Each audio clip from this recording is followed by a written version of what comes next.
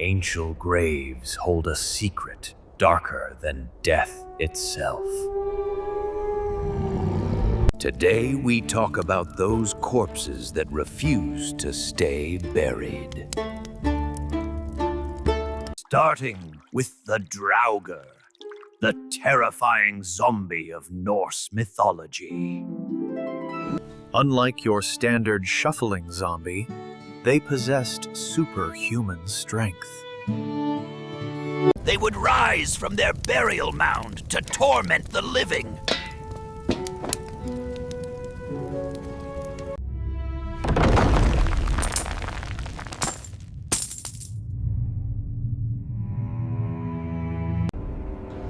The corpse's eyes snap open with an eerie, sickly white glow. As if that wasn't bad enough, it rips through its burial clothes with ease. A black, oil-like substance begins to drip from its exaggerated maw. The Draugr bursts from the grave, ready to unleash its ancient terror. It would crush the bones of its victim and suck out all their blood. Because apparently, tying a corpse down was the only safe bet. Archaeological digs confirm this was an actual Norse ritual. Nothing says I'm coming back like a rope around your ankle. Our next creature comes from Romanian folklore, the horrifying strigoi. This creature is basically a very angry vampire witch that never stays put. Ancient Romanian villagers truly knew how to enjoy the simple life. Bathing in sunlight and celebrating a good crop yield.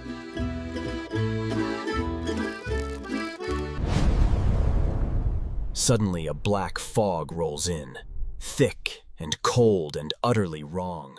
The Strigoi's shadow detaches from its body and runs into the village. The Strigoi's pale skin rapidly shrivels and starts to turn black. Sharp, needle-like fangs extend as the eyes turn a glowing crimson red. It grows ragged, bat-like wings and gives a soul-shattering shriek. The Strigoi is complete, a monstrous creature of the night. This creature sucks the vitality and blood from both people and animals. They were so worried about them rising, they'd stake and decapitate the corpse. Because the fear of the undead coming back was very, very real. But seriously, how do you manage to get stuck in a revolving door? Don't forget to hit subscribe, or you might get a visit tonight. Time to travel to Bavaria for the incredibly bizarre Nachzehrer. A ghoul that eats its own burial shroud to spread the Black Plague.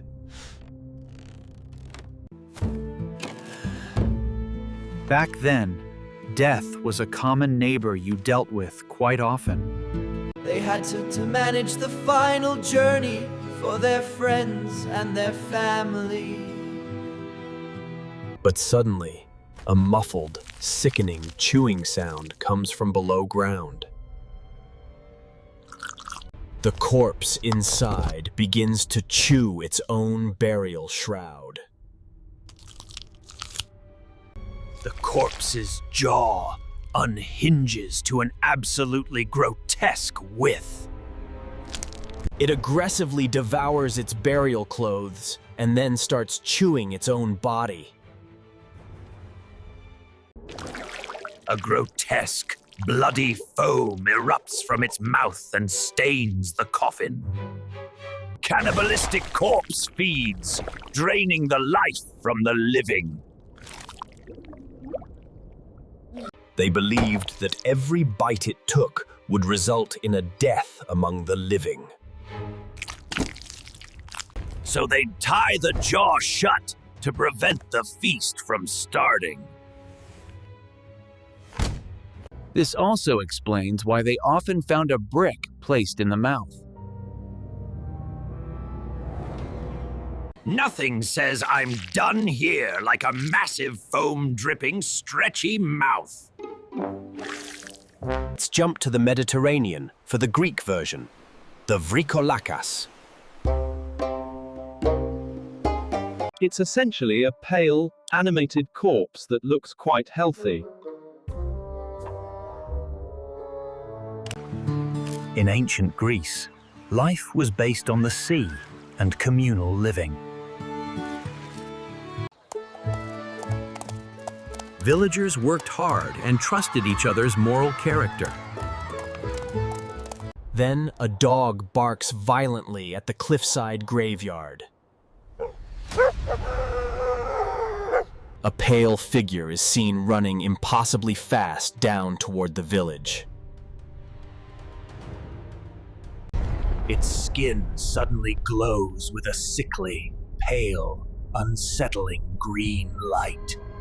Its finger and toenails unnaturally lengthen and turn a horrible black. It gives off a horrid rattling sound and accelerates into a frenzy. The Vrykolakas is a relentless, pale nightmare running free. They had the power to cause great panic and steal people's voices. The ultimate solution was to cut off the legs or burn the corpse. The corpse often became a Vrykolakas because of unconfessed sins. Because apparently being pale and relentless just isn't creepy enough. If you like this so far, please smash that like button. Our final spot is China for the infamous hopping Jiangshi. This reanimated corpse is a truly terrifying and rigid thing. These reanimated ghouls could only move by jumping vertically forward. They would hunt and kill by absorbing the life force of the living. Suddenly, the talisman on the forehead falls off with a loud thwack. The Jiangshi's eyes snap open, revealing a terrible yellow glow. Its arms immediately rise stiffly, locking into a straight position. It leaps upward with a horrific, sickening, dry thump. The corpse bounces off the walls, relentlessly closing the distance. The Jiangshi is upon us, draining the life from the very air. They were easily stopped by holding one's breath or mirrors. But seriously, what if you just sneeze right when it's there? Don't forget to hit that notification bell for more. Sleep tight, my sweet friend, and try not to twitch. Welcome to the conclusion. We now visit the damp isles of England. The terrifying creature, known simply as the English Ghoul. In England, They were so concerned with plague and bad harvests. People who died of gluttony would often become these ghouls. Suddenly, a terrible, loud, wet, tearing sound echoes from the grave. The ghoul begins to devour its own coffin and burial clothes. A massive, dark, putrid cloud of air erupts from the newly fed ghoul. This vapor is believed to be the carrier of the dreaded Black Plague. The ghoul then rises up from the grave, starved and fully awakened. The English Ghoul stalks its prey, drawn by the foulest air.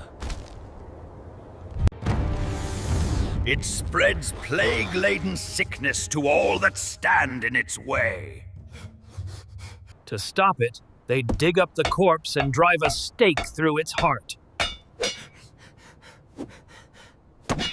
The fear was that the ghoul would start a plague that never ended.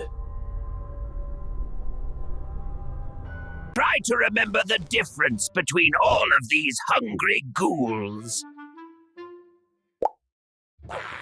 If you enjoyed this video, please check out another one. Thanks for watching. We'll see you in the next one.